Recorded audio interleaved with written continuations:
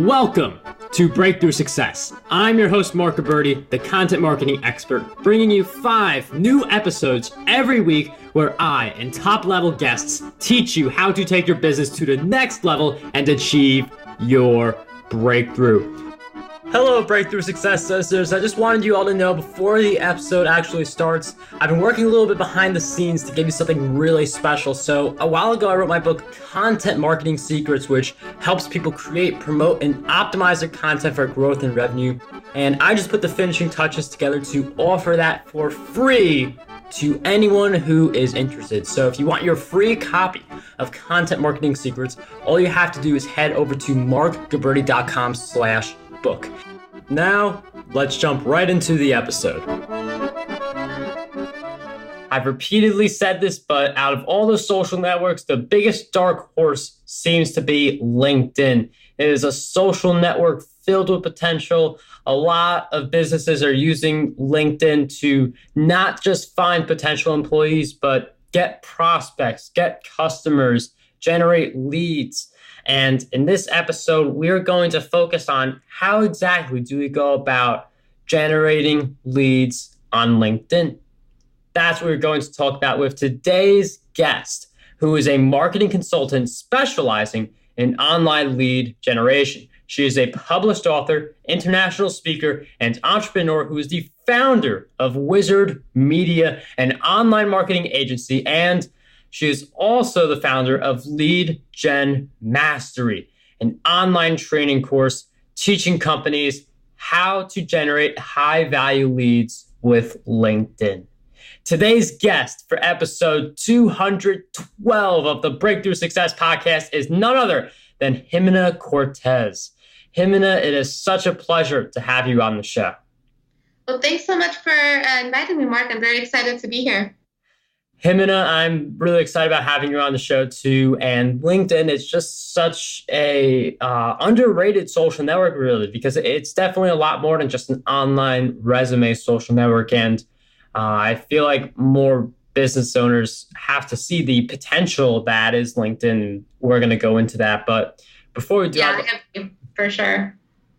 Yeah, and I like it's such a dark horse. It's so underrated. And why LinkedIn? Like for you, like how did LinkedIn get on your radar? Well, it was really kind of by accident. So, I started my agency back in late 2011. And when I first started out, I had worked at several different companies doing online marketing. I taught myself how to do search engine optimization, became really good. And so I decided, I can probably make a lot more money doing this for other companies than working for just one company. Because, you work for one person, you pretty much like you have one client, right? So when I first started out, the most difficult part that I had was convincing people and getting clients, to hire me, especially being a brand new business. I didn't really have any authority out there, really. And so what I did was I started going to a lot of networking events in my local area. And the problem with that I found was I was meeting people that were not the right fit for what I was looking for, the kind of clients that I wanted to work with. You're very limited by who shows up or who's in the area, and you really can't be very targeted. And so I was really struggling to get clients in those first few months. And, one day I was ready to throw in the towel, and I said, all right, I'm going to start looking for jobs because I can't go on my savings forever. And I was looking through LinkedIn, and I noticed that there was, just thousands upon thousands of doctors and lawyers. And at the time, that's who I wanted to do SEO for. And so I said, what, let me see, while I'm sitting here filling out employment applications, let me see if I can, figure something out. And literally within a couple of weeks of just connecting with doctors and lawyers and having conversations with them and sending them content and just really trying to create value and seeing if they wanted some help with their marketing. Within 2 weeks of doing that, I got my first SEO client from LinkedIn. And then I got the next one and the next one. And then those people started referring their friends. And long story short, I did not need to go get a job. I was able to grow my company and have a lot of success with it. And, as that happened, I really was only an SEO agency for a couple of years. And the way I was getting all my clients was just like I just explained to you. But what happened was, some of my friends started asking me like, hey, what are you doing? How are you doing it? And then, one of my friends said, hey, can you do a LinkedIn campaign for me? You're doing it for yourself. I've got this launch coming up. I only need you for 30 days, but will you help me? And honestly, at that point, I was only doing it for myself. And I was like, oh, well, I have a course on how to do it. You can buy my course and give it to your team. He's like, I don't want to do that. I want you to do it. I said, okay, fine. So I threw out a price at him. I didn't think he was going to take it. Next thing I know, he sends the PayPal. So I'm like, oh, crap, now I got to do this work. And the good news is that the campaign actually did phenomenally well. And then I said, you know what? I think I may have stumbled onto something here. And that's what kind of led into me not just doing SEO as part of what we do at our agency, but also opening up LinkedIn training and LinkedIn done for you services, and with a very specific formula that we've really defined over the years, but still works like gangbusters. And with LinkedIn, I mean, it's definitely one of the top social networks for building relationships and finding leads and prospects and getting customers for your services and even products as well. But can you just give us a little more detail into how you find the leads and build relationships? Well, nowadays, you really got to use the LinkedIn Sales Navigator. Back in the day, you could get away with having a free account and doing everything for free. Things have changed, and you can't do that anymore, and LinkedIn has changed over the years. But if you have a Sales Navigator account, you're able to search for people a lot easier. You have a lot more search filters to really hone in on the types of clients or whoever it is that you're looking for. So you definitely want to think of LinkedIn as a place to get the connections that you need to get from where you are to where you want to be. For most people, that's going to be clients. For other people, that might be investors. For other people, that might be, media sources or referral sources, joint venture, affiliates, whatever it is, right? But it's really about getting really clear on who you want to connect with, and then writing your profile in a way that would impress them. You want to highlight, if I'm going out there to look for investment, and we just recently did a campaign for a gentleman who was looking for investors. And, he had a successful background. You'd never guess too much of it from looking at his profile the way it was when he first came to us. And so we rewrote it. We really highlighted, how much revenue he generated for other companies, his expertise in the space. And then we also put his story as to why he's in this new venture, which had a bit of a emotional touch to it, because the new venture has to deal with his dad dying from cancer and him wanting the help and that kind of thing. So we rewrote his profile and we started reaching out to angel investors that were in this industry. And I mean, in just a 45-day period, this guy had meetings with about over 60 investors. And I know that 4 of them were going to come to his house. I think they came last week or something like that. And he's in some serious talks to raise the $2 million that he was looking to raise. But that's what happens when you write the profile in a way that would impress them. And then once you connect with somebody, then it's a matter of, sending them a series of messages that are not salesy, but are more conversational in tone, but also get the point across as to why you want to connect and why you want to talk.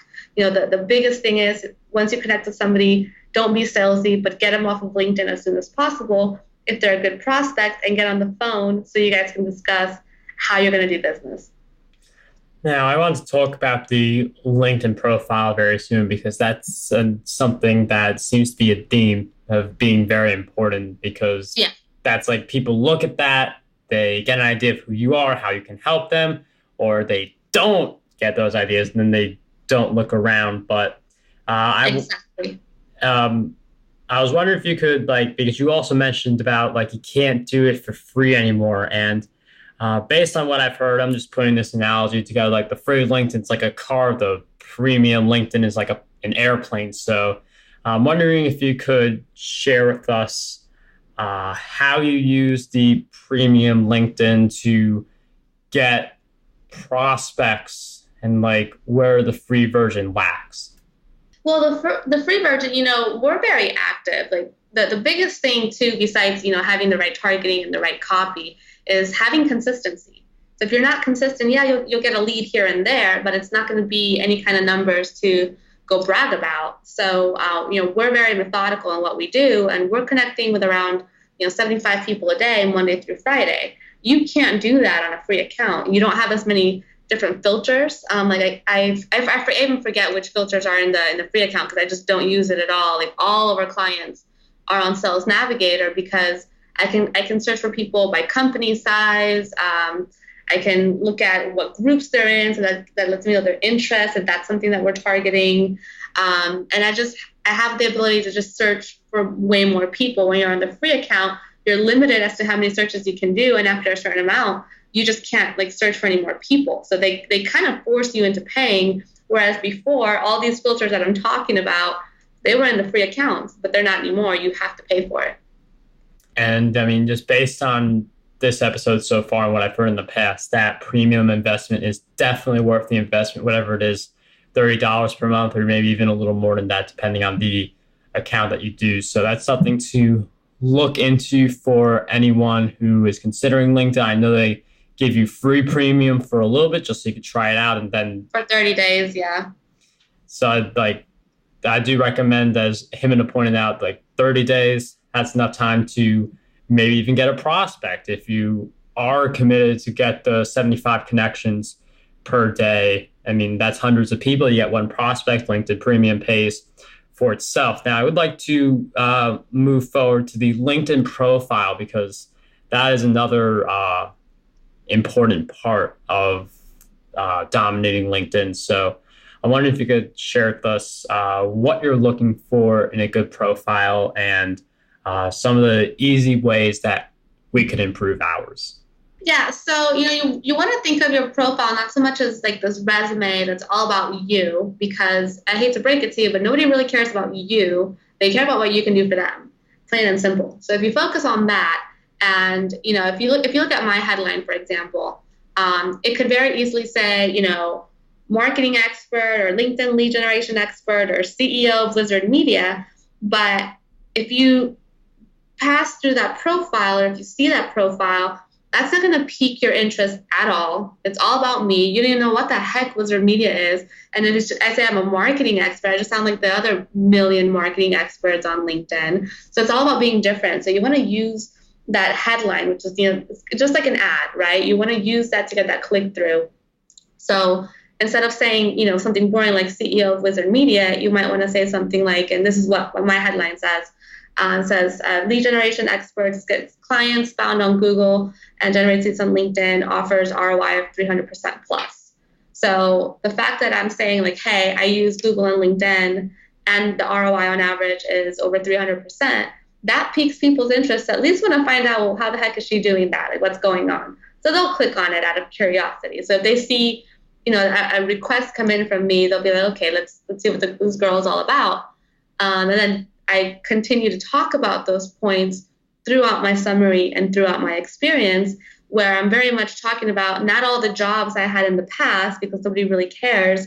I talk about the results that we've had for our clients and the different services that we offer, so that a client knows, or a prospect knows, that if they connect with me, they're very likely to get results. I've also focused on getting recommendations from the clients that we do have. So when people ask me, well, can you show me where this has worked for other people? I'm like, yeah, go look at the 17 people leaving me positive reviews on my profile. You're welcome to contact any of them.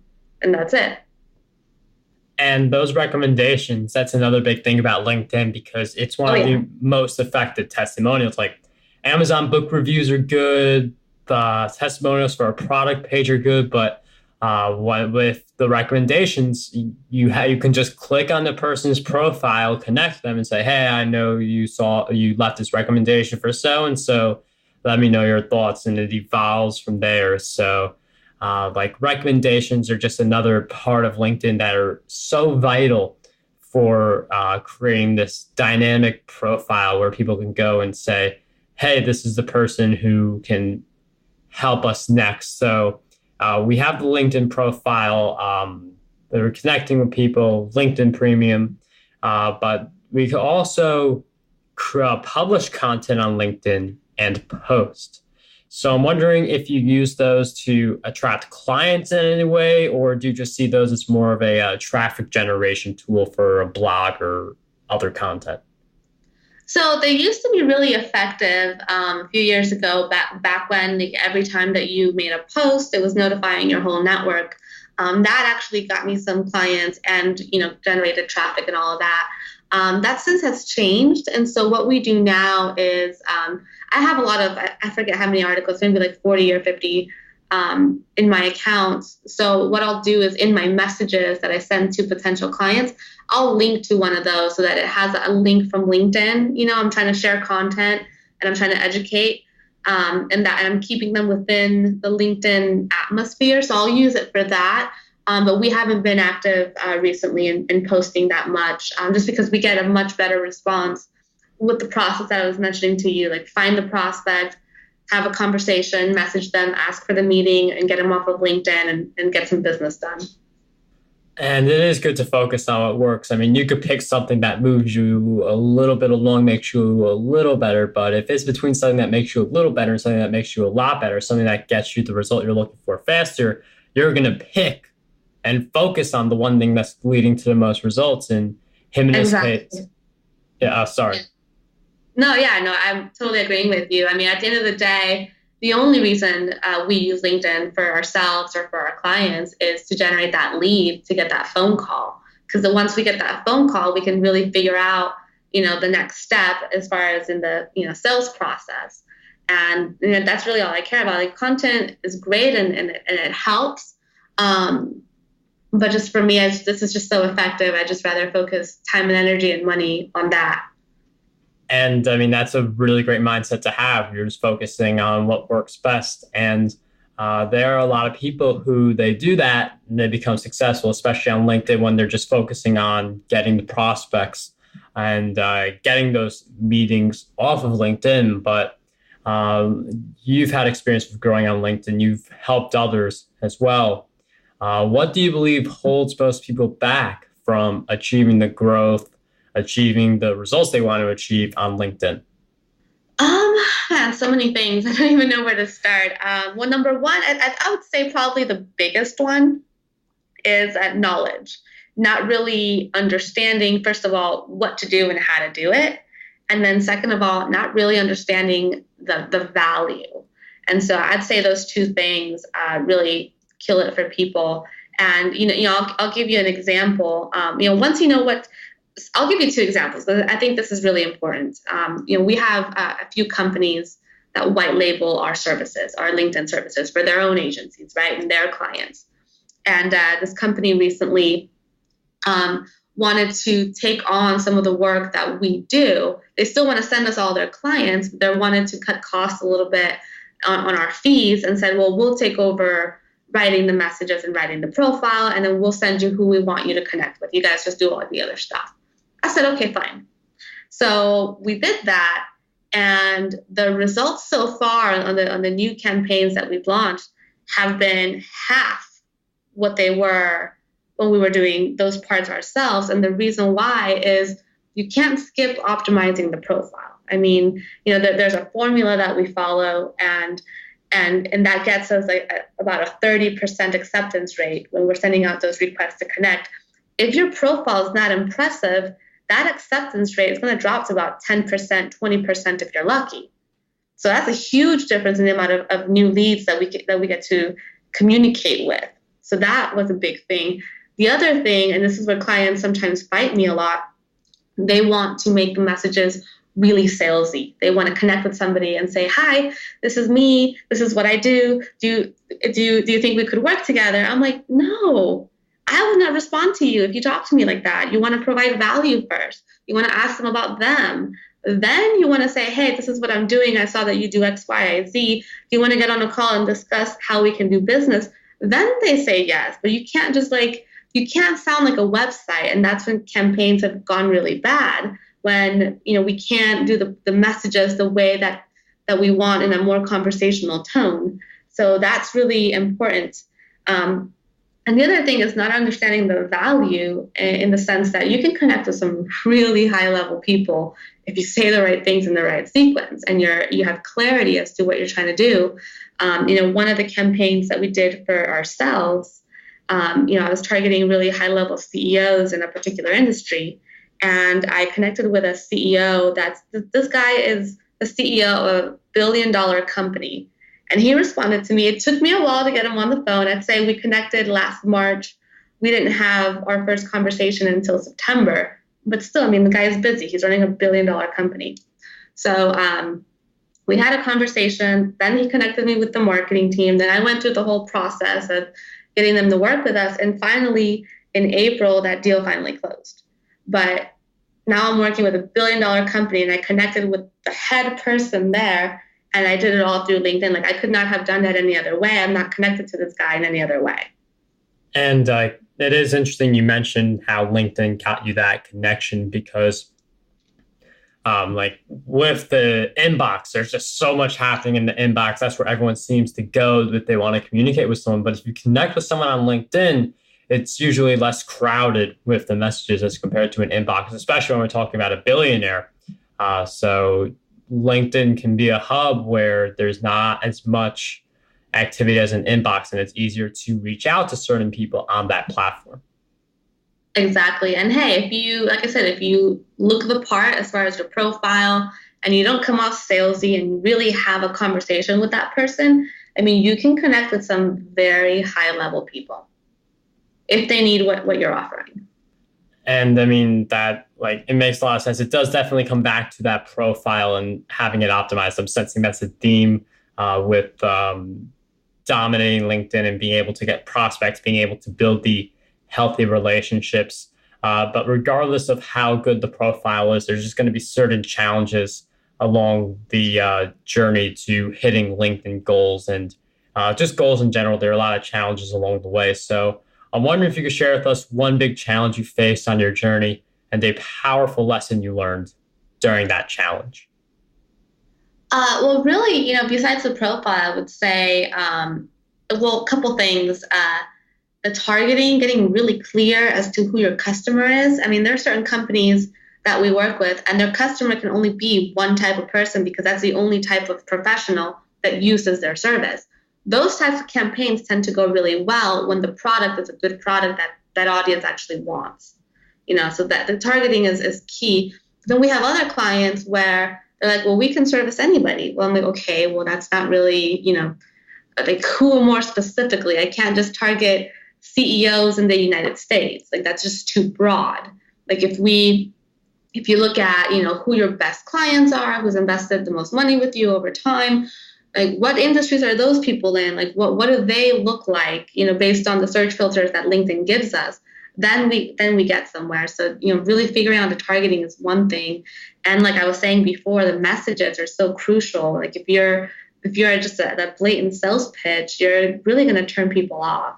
And so you really want to make sure that you've got messages that pique their interest, that showcase your value, why they want to work with you, but you're also not just selling it. You're proposing in a very conversational tone that, hey, we should get on the phone call, because why else would we connect on LinkedIn and just sit there and do nothing, right?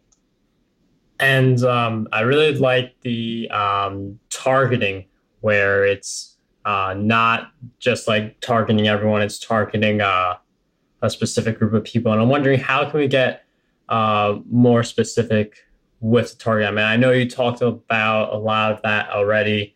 You talked about looking at your best customers. You talked about looking at the industries they're in. Is there anything else we could do to get really clear on who our customer is, especially if we haven't had customers yet? We'll look at the LinkedIn groups and what groups they belong to, because that's another way that you can target people. So, for example, we have a campaign that we're about to launch where we're going to use that, where this company is looking for people that are, high value professionals and people that make a lot of money who are interested in investing but are not necessarily investors as their job.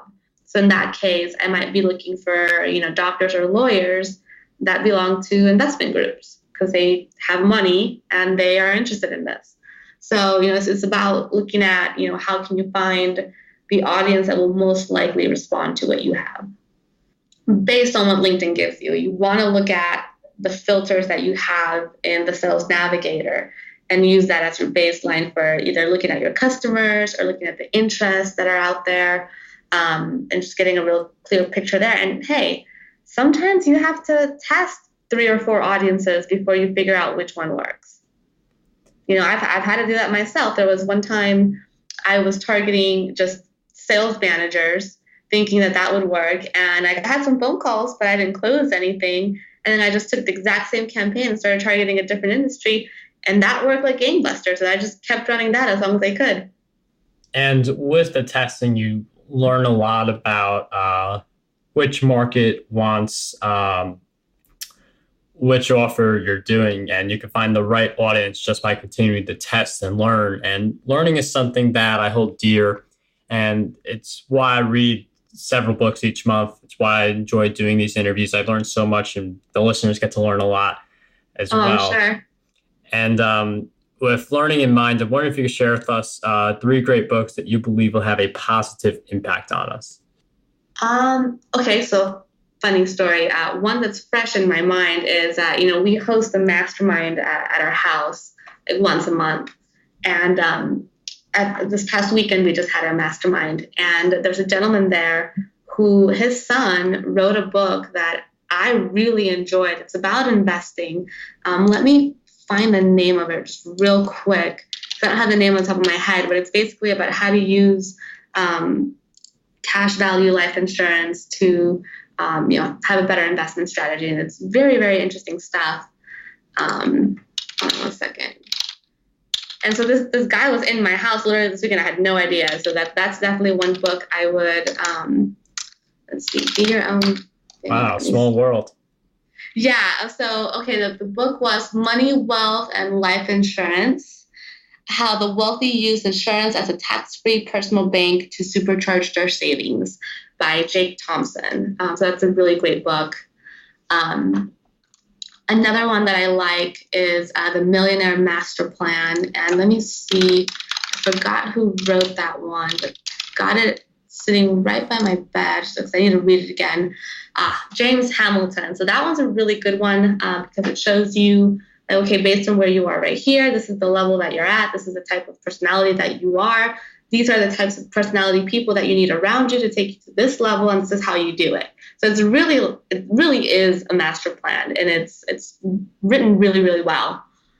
And for a third, I would say probably Think and Grow Rich, or tied with that, also the 48 Laws of Power. But both are very interesting. 48 Laws of Power, I listened to an audio because it's super long. But man, they tell you some crazy stories, and you really think about different situations in your life that maybe perhaps you should say less than you want to say, and kind of, not be a certain way in case that backfires on you. Jimena, thank you for sharing those great book recommendations. All those books will be in the show notes, markguberti.com/E212. And for anyone interested in a free book that will help them create, promote, and optimize their content for growth and revenue, you can get a copy of Content Marketing Secrets over at markguberti.com/book. And before we wrap up this episode, Jimena, I've asked you several questions throughout our time together, but what do you believe is one question that we need to be asking ourselves more often? Well, I would definitely say, what's next as far as, how do I get my business to the next level? It doesn't matter how successful you are. There's always a next level, if that's something that you want. So let's say, for example, you do a LinkedIn campaign and you've got that dialed in and you're generating leads. Well, what else can you do? You don't want to have, all your eggs in one basket. Perhaps you want to then figure out how you can get more leads on a different network like Facebook or Google. And that's something that we do. We don't just focus on one platform, because if LinkedIn shuts everything off tomorrow, then I'm really screwed if everything is there. I mean, I wouldn't be a happy camper, but at least we've got other things going on where we're not completely out of business. And we've got leads coming in multiple sources. But master one first. And once that's done, then move on to the next. Don't do everything at once like some people try to do. Jimena, thank you for sharing with us that great question and all of your great insights throughout our time together. If you guys want to learn more about Jimena, head over to JimenaCortes.com. That is JIMENACORTES.com. And if you want a surprise from her, head over to JimenaCortes.com/breakthrough. Some exclusive stuff just for Breakthrough Success listeners will be waiting for you at that link. But once again, Jimena, I can't thank you enough for sharing all your great insights with us. It was such a pleasure to have you on Breakthrough Success. Thanks so much, Mark. How does over 100 retweets per day sound to you? My free ebook, 27 Ways to Get More Retweets on Twitter, has you covered. I use the methods within this ebook to get over 10,000 retweets every single quarter. To learn